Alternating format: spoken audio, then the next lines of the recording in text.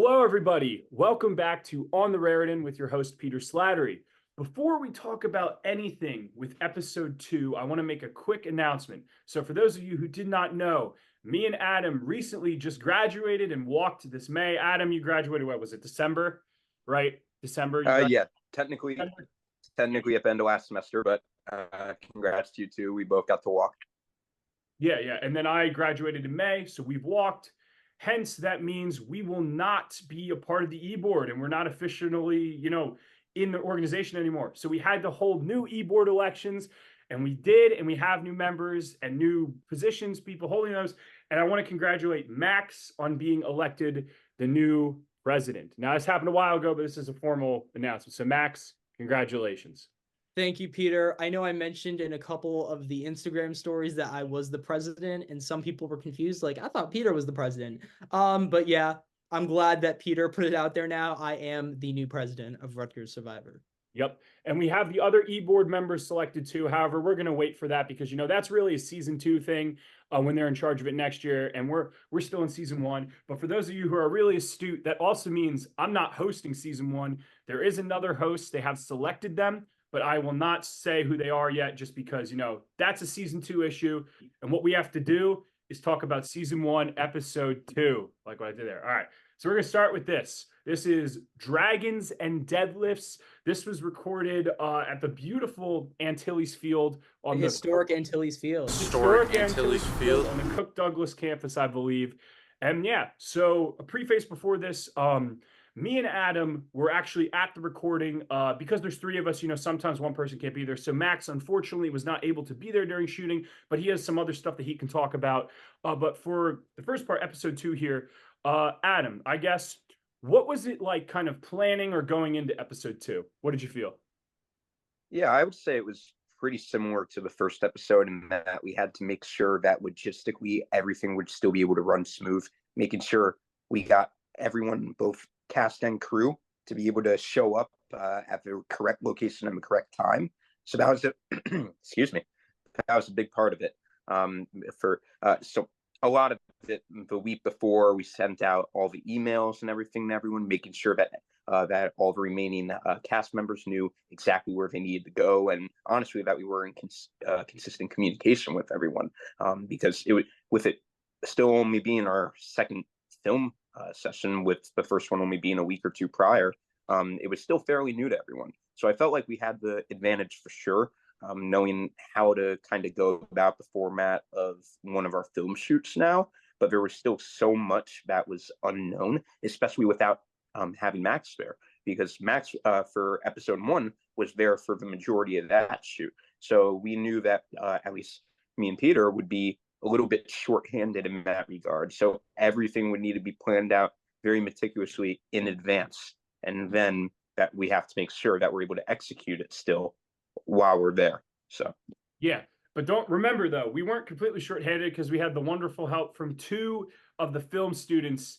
I feel horrible, Max. Do you remember their names? Sarah and Maddie. Thank you. I feel horrible. With Sarah and Maddie, you guys were awesome. They really helped us. They made the shots look beautiful. It was fantastic. And I would actually... sorry to interrupt. I just want to give a quick shout out to Selma for connecting us with those 2 film students, Sarah and Maddie, who helped us with the shoot. And if you saw in our credits, we gave Selma a special thanks. Mm-hmm. Yeah. So, and that's another important thing. Before we start talking about it, this is your last chance. Go watch episode 2 if you haven't, because they're spoilers, obviously. Mm-hmm. That's what's going to happen. But anyway, my thoughts going into episode 2, Adam, I was actually more scared going into episode 2 than I was episode 1. Because episode 1, we had all that nervous energy. We had we don't know if this is going to work.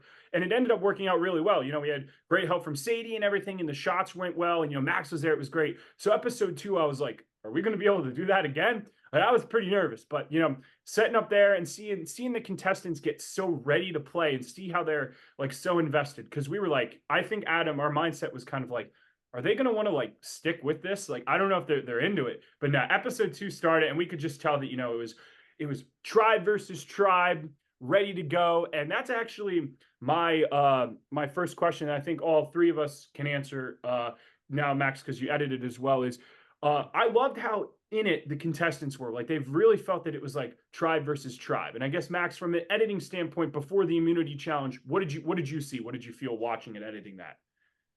So the first episode, well, I think we ended up putting a pretty good product out there. You could tell, or I don't know if you could tell as the audience, but we could tell a little bit that everyone was a little nervous. Everyone was just getting in the swing of things. So episode 2, looking back at the footage and just hearing Peter and Adam talk about it, I could tell the contestants were way more in it. They were excited. They had great energy. And just looking at some of those early clips, I was so excited. I'm like, episode 2 is going to be even better than episode 1. Great. And then Adam. Yeah, and I gotta say, Peter, going back to your point a little bit, I think in terms of the nerves that we had, you're right. Episode 1 went so well that I think we almost set a little bit of unrealistic standards for ourselves, or at least the expectation. But thankfully, everyone on the cast, the crew, like, they exceeded our unrealistic expectations. That's how good it was and continued to be, and that's what I'm thankful for. Like you said, we weren't sure if everyone would want to stay in it for the long haul, but all the remaining cast members, they showed up, they came to play, probably because they knew what to expect this time around, and they already had the advantage of actually meeting each other this go around too. So it wasn't all first impressions anymore. I think that allowed them to get out of their shells a little bit more. But for sure, I think the whole atmosphere was just a little more laid back, but almost like a lot more fun. They were just being themselves more. Everyone was just putting themselves out there, whether it was on camera or to the other players, really trying to get in the game more. And it was just really cool to see that unfold. Yeah, I'm like going on top of that. I think the pivotal part of this before the immunity challenge was announced was, the beef going on between the newly introducing New York Jack and Boston Green. They were going at it pretty much the whole episode, but that really started, in that scene where you edited awesomely, where Jack goes up, gets the hat, and he's like introducing New York Jack. And that was kind of just the really kind of just emphasized how much these players are like not even taking the game seriously, but just having fun with it. Like this is Survivor. This isn't Rutgers Survivor. This is Survivor here at Rutgers. So that was great. So now we're going to go, I think, already into the immunity challenge. So as I mentioned before, we were at the historic Antilles Field. And I mean, the first thing that the contestants realized is as soon as they were on the field, they're like, okay, it's a running challenge. Like we did trivia in the first one. It's a big open field. What else are you going to have them do with running? And yeah, I guess for me, in my perspective, we knew we needed to do something different, because we know if we did like a quiz or something, or like another memorization or trivia challenge, the contestants might not want to come back for episode 3. So yeah, and I don't even know if I would want to watch it. Like trivia, we were lucky that the contestants made it fun the first week, but we needed to switch things up for week 2. Like another challenge of people holding up index cards 2 weeks in a row, that wasn't going to cut it. So what we did, we had them run across the field, open a bag, pick puzzle pieces out, come back, race to their table, start the puzzle. First tribe to solve it wins. I don't want to say who won the challenge yet, but like there were a couple key moments in the challenge that were cool. We see kind of like which of the tribe members are kind of, like more challenge pieces than ever. Like Kevin, one of the first people I think who ran for the Voorhees puzzle piece, he like dashed. He's the first runner. Yeah. Yeah. You could see how fast he is, and like you're kind of sizing up, if there are more physical challenges down the road, which there might or might not be, you never know. But now there are. But more physical challenges down the road. Who may not be a threat. But I mean, we kind of have to talk about the elephant in the room here. And could have been, you don't know if it was the downfall of the Warbling tribe, but it could have definitely helped. But unfortunately, Ethan just couldn't open that bag. Puts it on the table, then you can go. It's on the table, go! Use your team! At this point, take the bag open, Boston Green. He's coming back, he has to. And Adam, do you want to talk about that? Yeah, I feel bad for him. Just seeing, like, when you just see that challenge, like, regardless of what may happen throughout the rest of the episode and season, just seeing it in that moment it's almost funny in a way, but at the same time, you see the stress in the moment that he's dealing with, because you have 8 other people, and then, well, honestly, more between me, you, Sarah, Maddie, like just a lot of people just watching him try to open this bag as quick as he can. And for some reason, it's just like an Amazon plastic bag, but it seems just stuck together. And for some reason, he can't get it open. And I have to say, if Ethan's listening, but like, I do not blame him at all. And anybody who is like laughing at that or saying like, how could he not open a plastic bag? I don't know what they did to this plastic bag, but like 2 months later, when we were preparing for like Rutgers game night or something like that, I tried to open the bag. I couldn't do it in 5 minutes. I kid you not. I think I gave it to you, Adam, to open it. So it was not his fault. It was the actual bag, and I feel bad. I mean, that's kind of on us with that. But I mean, who would have thought that like a plastic bag would have been a pro? Like I don't know. I tried. Yeah. I could barely open it. So it was just it's so weird how this just played into the whole thing. And then you have the Voorhees tribe commenting on about that. But yeah, Max, did you have anything to share? Yeah, I think it's less so that Ethan was bad at opening the bag and more so that Kevin was really good, because that bag, I'll second Peter, was really hard to open. I struggled opening it too when I was putting the pieces back in the bag, I think at some random later date. It's not a great bag. So honestly, I would blame whoever manufactured the puzzle and decided to use that bag. Yeah, but what's so fascinating is we bought them off of Amazon and we ordered 2 things of the same thing. And one bag was open, one bag wasn't. So I don't know what we got, but it happened and it happened. And then, we had moving past that now. Thankfully, it wasn't a blowout by any means. I mean, Warblin and Voorhees were very, very close at this puzzle. We had a bunch of Max, you might be able to talk about more about this on who specifically switched out on what parts. But like, there was a lot of back and forth, like, oh, I want to try the puzzle. I want to try the puzzle. And ultimately, we did have a winner. But Max, if you wanted to talk about what those strategies were. So yeah, looking over the footage and editing the challenge together, it seems like Boston Green took control of the puzzle on Warblin and other people were pointing out things and suggesting. And it seemed like Joe took that leadership role on Voorhees, and I know Jack and Kevin were switching out. I know some people, I think one person commented on this and people were talking about it in the episode.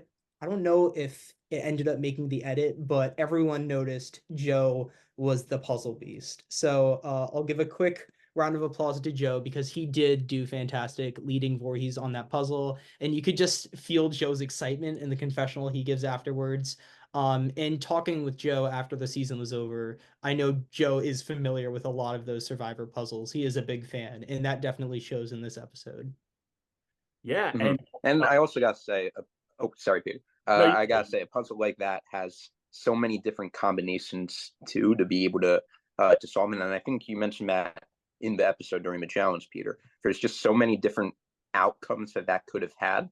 I was actually pretty amazed that the challenge was as close as it was, because it could have gone based off how I saw it. It really could have swung in either direction, and with how many different outcomes that puzzle could have had. Yes, Joe did a great job. I don't want to take that away from him whatsoever. But one wrong piece, one thing slightly timed in by one person on either team, and the entire outcome would have been completely different, possibly. Okay, you kind of blurred out there, like sounded like a robot, but I don't know, Matt. I think that sounded okay, Max. I think he got his point across. But yeah. But basically, sorry about that. No, you're fine. That's not your fault. Adam is completely right. As I mentioned during the challenge, I said, there's many solutions. There's not one unique solution. There's no strategy with this, and I think I don't know if I agree with Peter.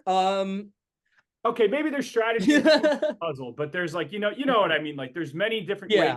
And Adam is completely right. Like this could have gone Warblin still. Okay, so I just kind of spoiled it. Voorhees won the challenge, and we got an amazing shot, of me shouting, Voorhees has it, sending Warblin to tribal council. It was amazingly edited too. I think it was very exciting.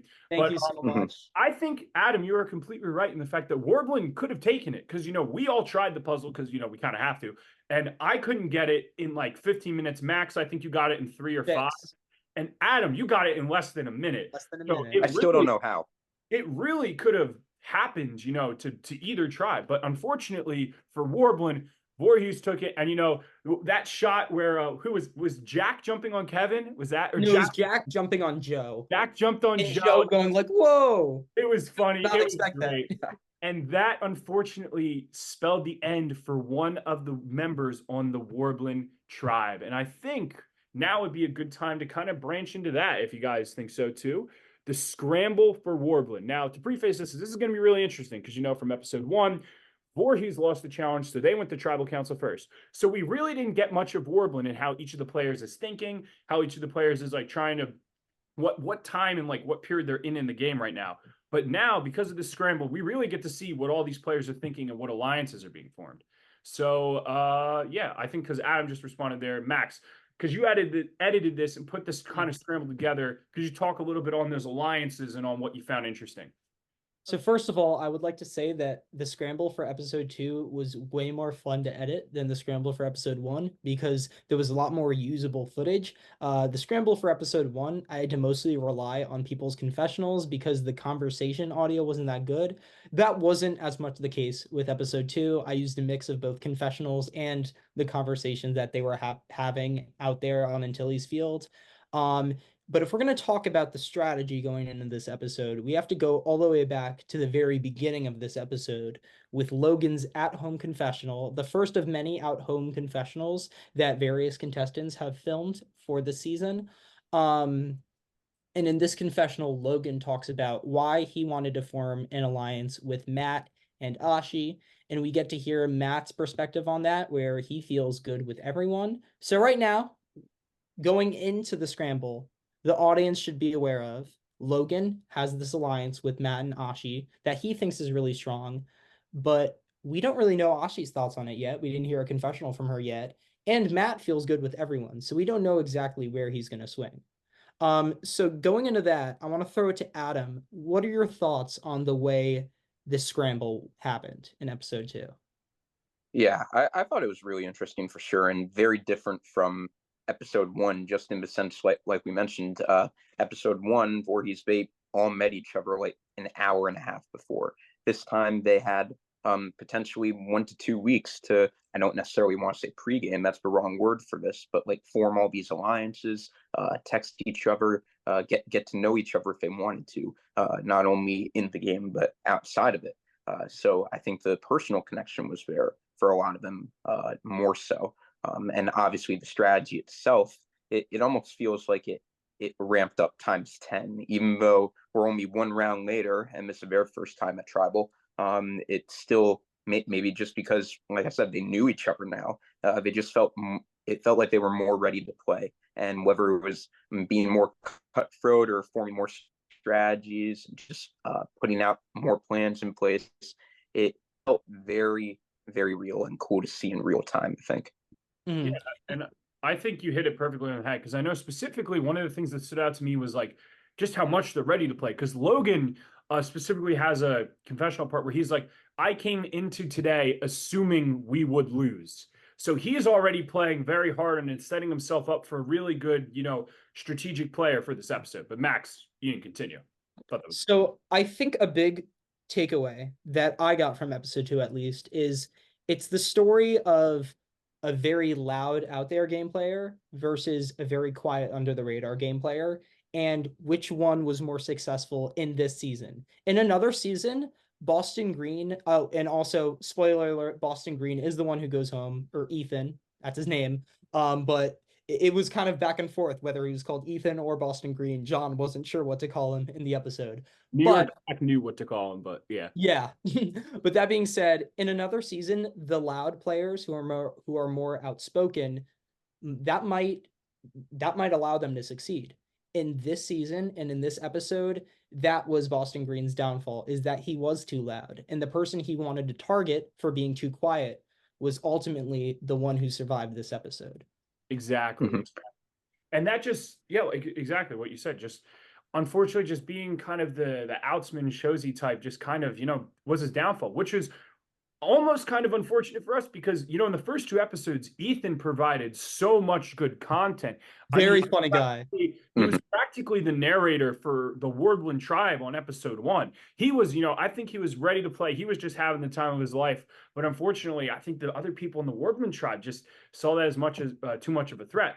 And that also brings us to the interesting thing, because I just feel so bad for Ethan, because I feel like not only was that going against him being so outgoing, he just had so many accidental mishaps that kind of just even shoved that fact that he was going home down even further. You have the plastic bag fiasco that happened. But I think the thing that really just sealed the deal and people were just like, I can't trust him, I can't play with him throughout the rest of the game, was when he accidentally switched up Matt and John and walked up to Matt and was like, I want Matt out. And Matt was like, what are you talking about? And that, I think, either intentionally or not, burned that bridge between and making any alliance that could have lasted longer in the game.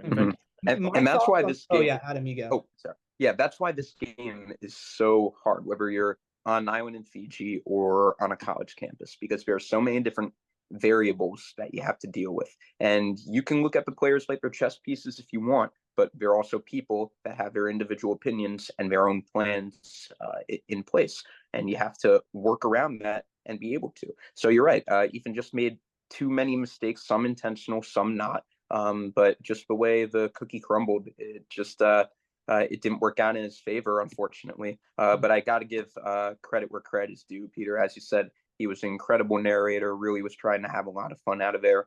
And even whether it was him being perceived as more of a threat or maybe other players on board when Tribe just weren't ready to put themselves out there yet, for whatever reason it may be, it bit him in the end, unfortunately. But for the time that we did have him in the competition, he was an incredible narrator and I think a very fun personality on the show for sure.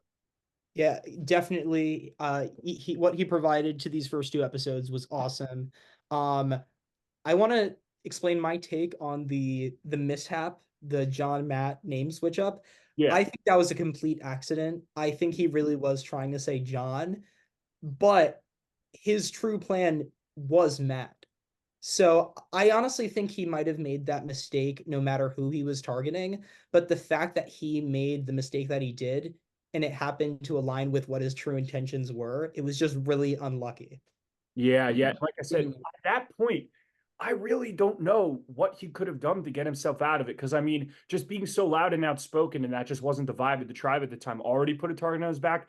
And then when, they were blaming him with the plastic bag and now this mishap, like, I think the only thing he could have done was play the hidden immunity crown idol, which he found in the field. And that was again, so funnily edited by Max.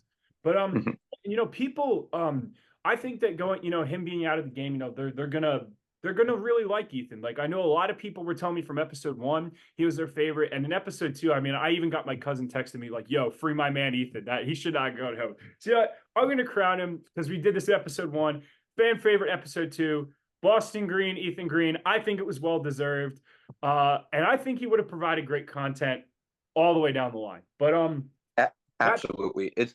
Oh, I was just going to say, and yeah, it's unfortunately a bitter pill to swallow if you're even watching this right now. But hopefully, being the fan favorite can take a little solace in it. But like I said before, and I'm probably sounding like a broken record already, but he really did a great job narrating the first 2 episodes of the season, especially for his tribe. Just a great personality, and regardless of how you feel about his gameplay, he definitely deserved all the screen time he got and really did a masterful job with it in terms of his commentary. Yeah. Before we move into tribe, Peter, yeah, I want to talk about some of the other players on Warbling because we that's what I was going to go into. That's what I was. Oh, okay, awesome. Besides what Ethan did and how he, got the target on his back and went home, there were other key points in this scramble that we got to see, and one of my favorite shots of the season so far is, specifically the one with Matt and Ashi. That one was great. I love that scene so much. Max, you can definitely talk on this. What were some other key points from the scramble besides what was going on with Ethan?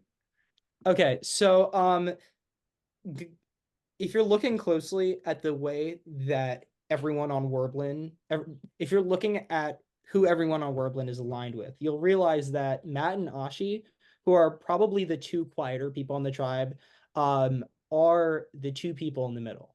Because you have John, who thinks he's aligned with both Matt and Ashi, and Logan, who, based on what we've seen, seems like he has the real alliance with Matt and Ashi.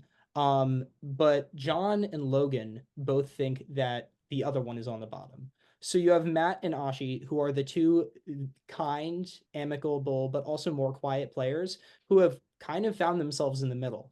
And that's going to be really interesting going into next episode. Say if Warbling loses another challenge, what could happen there? Adam, what's your take on the Warbling dynamics right now? Yeah, I think you hit it basically exactly how it is right there. Especially with Matt and Ashi. It's actually very interesting to me how they ended up in the middle, as not necessarily as the two quieter ones of the tribe, but something in that scene of the two talking, where they actually got into like personal relationships. That they're both freshmen, and I believe they were the only two freshmen on the Warbling tribe. Yeah. Yeah, so seeing something like that where they were able to connect over that, I think that definitely helped strengthen their alliance even stronger and farther solidifying their position in the middle. So I think that they did a pretty good job positioning themselves, and then obviously having both Logan and John think they're in with them. I guess we'll find out later on which one of those combinations end up being the true one, if you will. But overall, I mean, just very interesting dynamics to say the least. And obviously, yeah, we know Ethan was most likely going to go home anyway. Like Peter said, there's probably nothing he could have done at that point. But being able to see the other four try to strategically set themselves up for what's next to come was very interesting to me. And I know we already mentioned Logan. He was probably did the most playing pre-shooting for that, like by reaching out to people, said he played as if he Warbling was going to lose the challenge, and they did. And I think that really played into his hands, because even if he may not be number ones with every single person left on his team, he also seemed to position himself pretty well towards that middle, where if they do lose another challenge, he could potentially still be a power player on his tribe, or at least help swing the vote in a direction that he wants it to go in.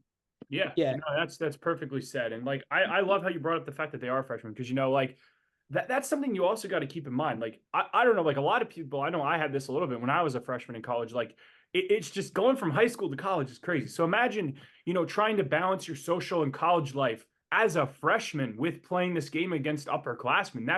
That's impressive, you know, that they even got themselves in that position.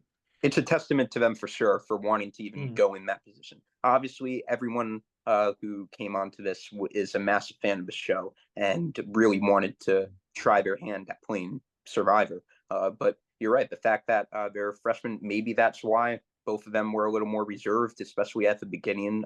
You never know for sure. But the fact that they are holding their own thus far against some of these louder, more experienced college students, if you will, is very impressive. Yeah, and I don't want to take anything. I don't want to take anything away from Ashi's and Matt's positioning, because they didn't find themselves in this position by luck. I think if you're looking at it from an audience perspective, you can see that they're playing a very good social game. They're just very open to talking to everyone around them. They're always there to support the other people on their team. You have little moments where Ashi's saying, "Yes, I'll be the cheerleader on the side. I want to be in that position. I want to cheer on you guys." And you also have Matt, you know, talking about how he really wants to align with those people around him. Going into this episode, he was maybe the only person, I could be wrong, but it seemed like he was the only person who had talking to every other person on his team. So even though Matt and Ashi are not the ones actively making these alliances, that seems to be more of what Logan and John are doing. They are still making moves. Just the way you interact with the other people in your tribe, even if you're not saying, okay, this is an alliance, this is an alliance, everything you do in Survivor is a move. And by being as kind and as social as they're being, that's a move. That's just a constant, continuous move that both of them are making. Yeah, and exactly. It's great because like you know, Logan needs Matt and Ashi, and John also needs Matt and Ashi, which kind of leaves, you know, Ethan. That's kind of why he went home, but he's kind of there. That's why they're in such a good position for this episode. Yeah. So Peter, one more thing about Ashi that I really just want to emphasize is that she arguably had the biggest threat, even over Ethan, because people, I don't know if you're forgetting or we just haven't brought it up yet in this episode right here, but remember, her twin sister Gia is on the other team, so that could be a potential game ender if other people on Warbling just wanted to take a potential threat out, thinking that Ashi and Gia would just begin to work together like a potential person to flip later on. But instead, she was able to use that and her position in the tribe being in that middle ground to almost leverage it. Like you could see that Ethan, John, no one wanted to take her out directly, because they're all like, oh, maybe you could pull in your sister. And you even saw a little bit on the Voorhees side. We didn't see a lot of screen time from them afterwards, after the immunity challenge, obviously because they won, they didn't have to go tribal. But that's such a big dynamic that seemed to come into play in terms of the strategy, because people are trying to set themselves up, whether it's a merge, a swap, whatever may be thrown at them coming forward. Everyone wants to position themselves in the best way possible. And in order to do that, if having two sisters team up, they want to make sure that they're on the right side of the numbers. So I just think that can't be stated enough, how well of a job that Ashi and Gia, that both of them have been doing this to stay in their first tribal each and just be able to essentially leverage that position and see where it goes from there. Yeah, I definitely quickly... Oh, sure. Yeah, go. Oh, yeah. I just wanted to say that I talked a lot about how good Ashi and Matt are doing, but I will say it seems like Logan and John are the ones who are actively trying to form alliances. And we see in Survivor that what's most often rewarded is the active gameplay. So is it a good idea for Logan and John to be putting themselves out front, making all these alliances? Is it a bad idea for Matt and Ashi to not be doing that? Or is it the other way around? Is it going to be the slightly more passive, but definitely still cognizant, just relationship forming, general relationship forming, that's going to prevail in this game? And that's something that we have to wait to see what happens. Yeah. And I think that perfectly says everything for the scramble. And Adam, I definitely think since, now that we know Ethan went home, that relationship between what's going to happen between the sisters is going to have to come into effect at some point in the game. So we're definitely going to talk about that in a future episode. But I think now it's the perfect time. I mean, who goes home? Yeah, we know. Unfortunately, it was Ethan. The vote was it was unanimous besides his vote. And he voted for Matt. I mean, like Max touched on before, the whole mishap with saying, was Matt going home, or he called Matt John, confused everything. But that ended up being the vote. It was 4-1. Ethan went home. We had some really, really memorable quotes. Really, really memorable quotes in the vote outs. But something that I do need to bring up, and we haven't really talked much about him, is John was really funny in this episode. Not only his quote in the ending confessionals, but he was throwing some jabs at the Matt chat. He was saying, I don't know, my guess is the merge will come when we just win every challenge and they have like 2 people left. So he's been very vocal, kind of like this, we're going to destroy you guys this whole entire time. And I think he had a really, really fantastic vote out. He was, Max, you edited it. You can say it. Oh, yeah. You think you're a Boston Rob, but you're more of a Philip Shepard. You think you're Boston Rob, but you're more of a Philip Shepard. Which I bet a lot of the people watching that had no idea what he was talking about. But if you're a fan of Survivor, of course, spoilers for Survivor Season 22 Redemption Island. If you've seen that season, you know that Boston Rob and Philip Shepard were 2 of the main players that season. They made it to the end. Philip was this larger-than-life character who had a lot of funny moments, but annoyed a lot of the people around him. And in the end, he lost to Boston Rob, who was more of the strategist, the person who didn't rub others the wrong way.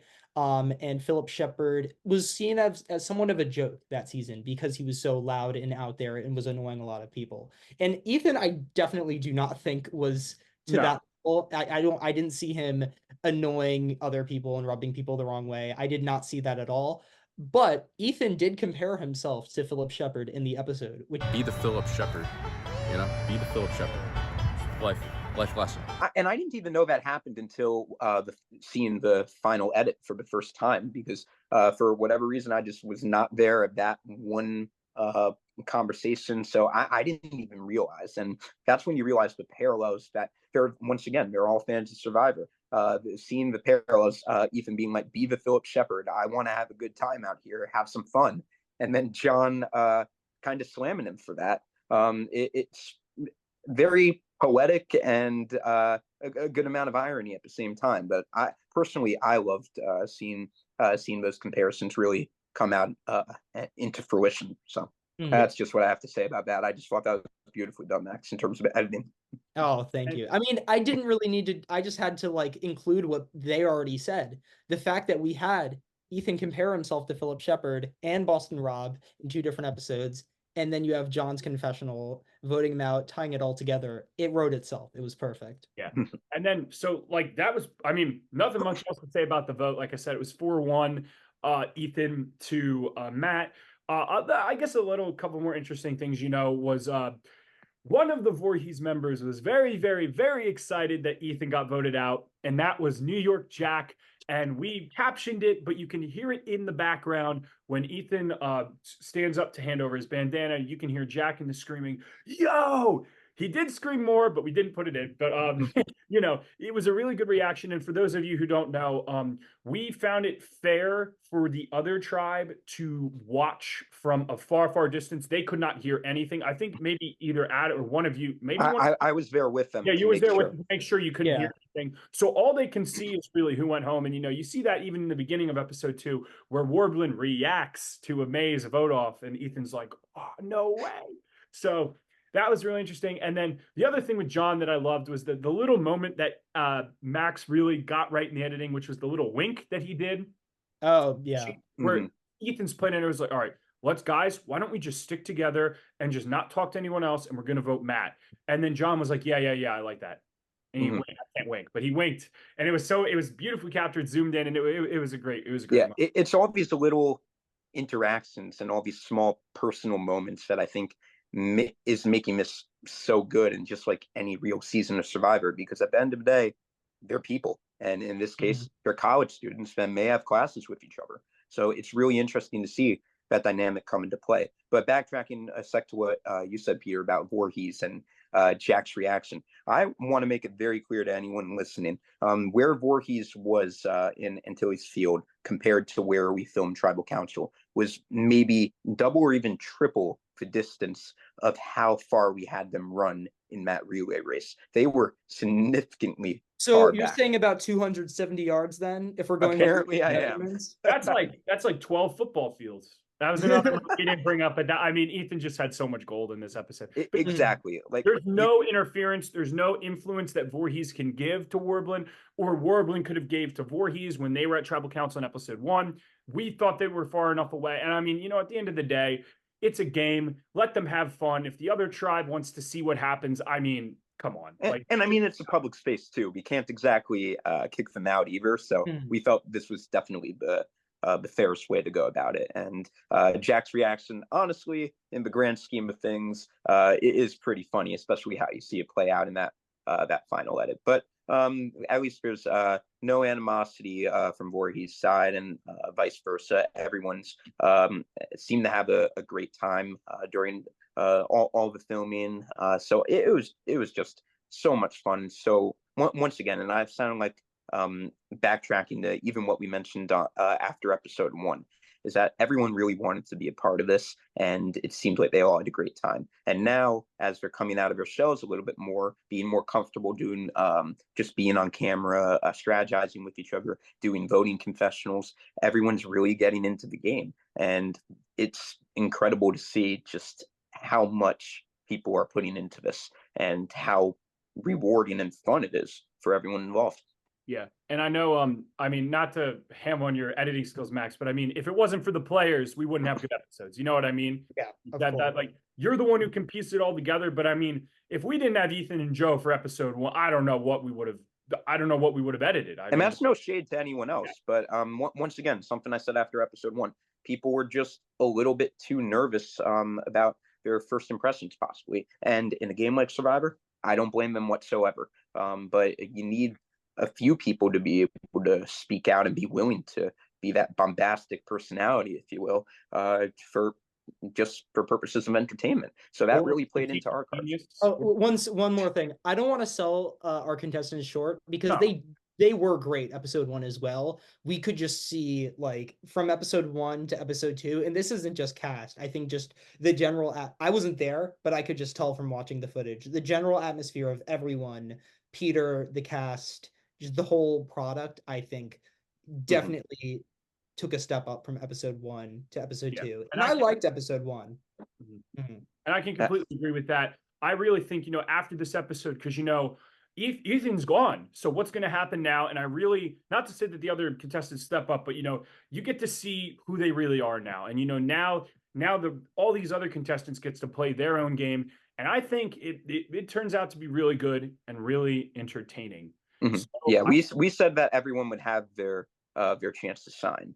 And I think that's really going to start coming into fruition this next episode and going forward, because obviously we had to put a lot of screen time on Ethan and Joe in episode 1, but now it's I mean, I don't want to speak for Max because he's the one editing, but everyone has their moments, and I think that going forward you'll be able to see a lot more of that and where every individual person is thinking in terms of their gameplay and just their personal relationships that they've been creating with other cast members. Yeah, and that's perfect because I think, I mean, I've pretty much talked about all I wanted to talk about with episode 2. Do either of you have any like final points before I kind of move into the last section? If you want to touch a little bit on Voorhees, I know they didn't get that much in this episode, but we saw a little bit. We saw Jack mention the Applebee's gift card again. Yeah. We have that as a running gag now. I mean, they were pretty much, all I could say about Voorhees at this point is they're just very relieved that they didn't have to go to a Tropper, because heading into the next one, being 5-on-3, I mean, you don't have much wiggle room there. So I guess, yeah, with that being said, we can talk a little bit about episode 3. I mean, we don't need to say that much, but, we got the sneak peek for it. We do know that there is a twist coming. I said, drop your buffs. So, Adam kind of hinted it. Could it be a merge? Could it be a swap? Could it be something completely different? Because, we have the variability of stuff to do. And, yeah, I'm just, excited for episode 3. I mean, Max, you can correct me if I'm wrong. I don't think it's going to take as long as it took to go from 1 to 2, like the episode. No, definitely not. It won't be. Definitely episode 1 to 2 was 2 months. Yeah, it's not going to be 2 months. It's going to be released in the month of June. I can guarantee that. Yeah, exactly. So don't worry, we're not leaving all you guys out to dry. Episode 3 is going to be done way faster. But at the end of the day, we only got one guy editing it. So give all the hands to Max. He's doing a freaking amazing job. All the episodes look great, and I can't wait when the whole season's done to like sit down, with my kids 10 years from now, and be like, yeah, Rutgers Survivor season 1 fully uploaded and published. And I hope that everyone who was a part of it, whether it's us or the people that actually played, can do the same thing and be like, I was a part of this. I was a part of something special, the beginning of something special, because we're here hoping, like, there's a new e-board now that Max will be running. Like, there is legitimate longevity for this organization now. And that's something that I'm most proud of, that we were able to create something with a lasting legacy that way more people outside of East 10 will be able to play and or be a part of. And it almost sucks, Peter, that we're on our way out the door. We had 8 months to enjoy it, and I mean, hell, dude, we enjoyed it so much. Exactly, it really helped make the most of the college experience, and definitely my last semester. Because remember, officially, I was only there for 1 semester that this club was actually a thing. So it definitely gave me that extra boost of energy to make it through to the finish line, and I hope that a lot of people will feel the same way. And that's actually a great thing to say and a great product placement, because this is not going to be a one and done year, one and done season. I fully trust the new e-board. I know that they're planning a bunch of stuff for not only season 2 of Rutgers Survivor, which hopefully we'll start recording maybe even September. So be prepared, get ready for auditions to open for that by the end of the summer, hopefully. But, this is a club at Rutgers, so they're planning to do, game nights, maybe watch parties, a bunch of stuff. If you love Survivor and, maybe you don't want to play, and that's fine. It's a big time commitment. Maybe you don't want to be on camera. That's fine. We're going to have tons of other stuff for you guys to do. And I know Max is going to be in charge of it. And I just think it's going to be a really great time. So with all that being said, I mean, that was episode 2, Dragons and Deadlifts. I want to thank Adam. I want to thank Max for your continued great work, with the editing. And, Adam, it was just an amazing time working with you for this last semester that you were there. So with that, same to you, man. We wouldn't have a better season 1 host. I mean, being behind the camera is one thing, but you definitely helped make it pop. Thanks. Oh, yeah. I loved it. Every shoot, I absolutely love being host. Every second of it. No, like it was a lot of work, but it was sure as hell rewarding, to say the least. All right. So with that being said, this was On the Raritan with your host, Peter Slattery. Thanks, guys. Have a good one.